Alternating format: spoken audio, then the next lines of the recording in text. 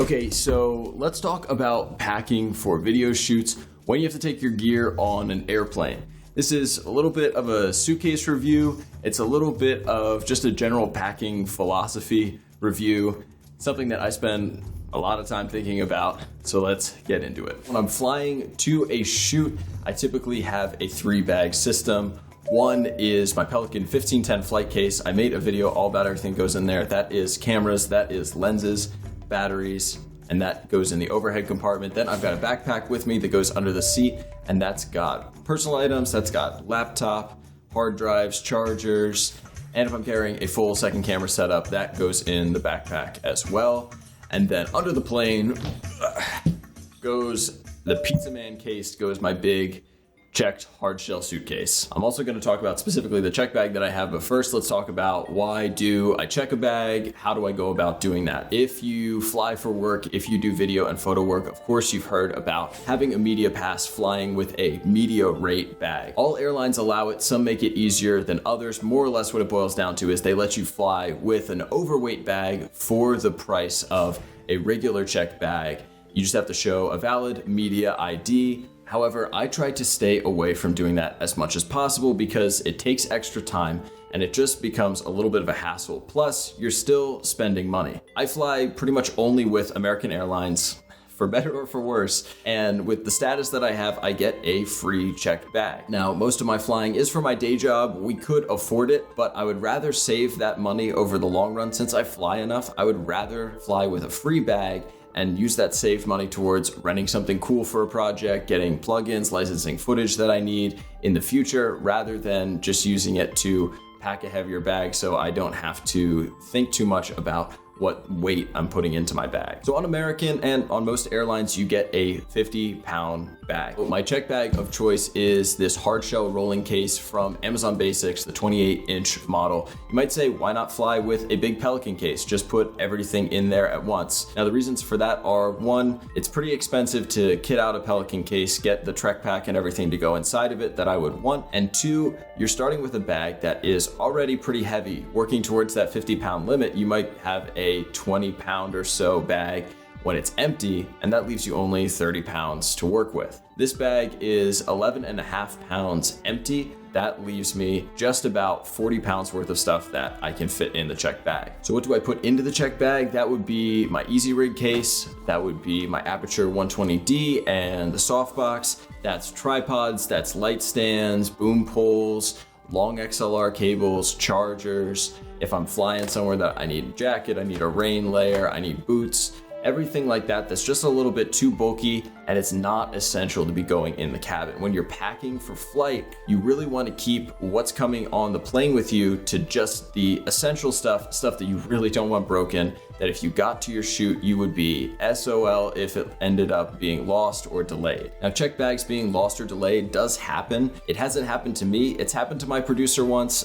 We ended up without an H4n for a shoot because his bag got delayed by a couple of days. I'm willing to take that risk. And again, what I bring with me into the cabin, in my carry-on and in my backpack, that is the essentials that if all else fails, I have to shoot everything handheld, but I could make the shoot happen. So my comprehensive, not sponsored review of this Amazon Basics suitcase, it's really served well for the price. It's not the cheapest bag that you can buy, but as far as hard shell rollers, and I really wanted a 28-inch bag because then my light stands, my tripod would all fit much easier. I bought this bag in January of 2019, so we're over a year with it. The first 6 months or so, everything was fine. It got a couple scrapes here and there, no big deal. But the past 6 to 8 months, it started to really show the wear and tear. Wheel is snapped off. My zippers have snapped off multiple times. I've lost a couple of TSA locks. The liner inside is tearing. Outside is ripped a little bit. I mean, these are natural wear and tear things, and that's just something that you have to deal with when you're checking a bag. And that's, again, you got to minimize risk, right? That's why my lenses are not going underneath the plane, because I never want to risk a lens having a broken focus motor or the front element getting shattered, something like that. Never want to risk that underneath the plane. The thing that I like the least about this bag is a super plasticky handle. it feels like it's gonna snap off if my bag is 50 pounds and I'm trying to get it started from a dead stop. So I almost never push from the handle, and I just use the handle that's right on top of the bag that's attached to it. This thing is plasticky and awful. Honestly, I could probably snap it off and save a little bit of weight. We'll see, I might not do that. That's kind of excessive, right? One of the things you'll see with my bag that I have my name, I have my phone number, I have my email on every side of the bag. Sometimes the gate agents laugh at me. Sometimes they'll greet me with my name and they'll say, "Oh, you want to know how I knew that?" And I'm like, "Yeah, I know, it's all over the bag." But I have seen way too many people pull a bag off at baggage claim. They start walking away and then they look down at the bag and they're like, "Oh, whoops, that's not mine." And I never want that to happen to my bag. Gotta protect the gear, way too important. I did find these cool little replacement zipper pulls on Amazon, which is a great upgrade to the zip ties that I've put on there, that American Airlines employees have put on there. Zip ties are not a good idea. Definitely recommend, if your zippers break off, just get some replacements, put a little dab of glue on there so that they can't be pulled off again, and you're good to go for a while longer. I'm at the point now with American that I'm boarding early enough on any flight that it's never gonna be an issue for me not to have my carry-on with me. However, that's not always gonna be the case when I fly Delta, when I fly a different airline. I'm not always getting preferred boarding, and so you may get to the point where they're starting to check bags at the gate. They're like, nobody can bring any more carry-ons on. You never want to get into that situation with your camera case. What I recommend is go up to the gate agent before, be nice, be pleasant, and say, "Hey, is today's flight a full flight?" That's my first question. If it's not a full flight, no problem. But if it is a full flight, then you might want to ask and be like, "Hey, look, I'm carrying a case with a whole bunch of expensive equipment. If you have a media pass, you can also show them your media pass. Southwest lets you board a little bit earlier if you've got that media pass and you've got that equipment." And you just want to be really gracious, really pleasant, but just say, "Hey, is there anything that you can do so that I don't have to check all this expensive equipment underneath the plane?" And just add in that you've got a lot of lithium-ion batteries, because those are not allowed to go underneath the plane.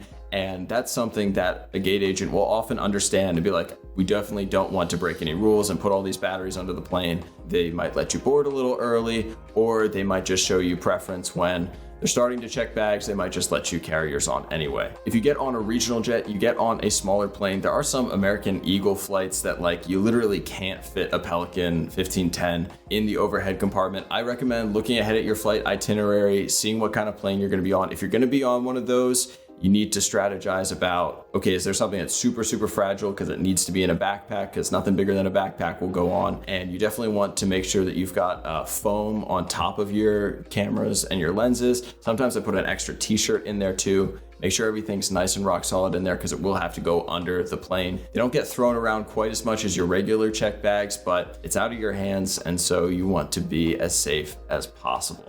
There are some regional jets where the Pelican is actually the perfect size to fit in. It's literally, it'll scrape the top and bottom, but it'll slide in. I've had a number of gate agents try to take my bag away from me because they say it's too big. And often, again, you want to be pleasant, you want to be really nice to them, but say, I'll take the gate check tag, but do you mind if I just try to fit it on there? And if you tell them, I'm carrying a bunch of expensive equipment, I got a lot of batteries, I'd really like to try, and if it doesn't fit, I'll put it under the plane. But most are willing to work with you. They're reasonable, and they'll say, "Yeah, go ahead, give it a shot," and you can still get your bag on the plane. So these 3 bags are pretty much a constant for me, which is odd because when I go anywhere that's not work related, I am only packing in 1 bag. I get freaked out if everything that I'm bringing doesn't fit all in 1 backpack. That's just how I am. But those minimalist packing techniques have really helped me to save a lot of weight and save a lot of space. I never bring more than 1 pair of pants. I don't bring more than 1 pair of shoes. My toiletry kit is a tiny little United business class toiletry kit that I keep super minimal. And those kind of things free up space, they free up weight, and honestly, it's less to think about. I have my system, and if I'm flying somewhere and then I get back and I only have 1 or 2 days of rest, it's very easy for me to be able to stand back, assess what I need, and then repack everything, get back on the road. I'm not George Clooney. This isn't up in the air. I'm not flying 300 days a year, but I fly pretty frequently, a couple times a month, and these are just some of the things that have made my life a little bit easier, that have just simplified travel for me. Biggest tip, if I can leave you with anything, label everything. All right, Drew, do your magic.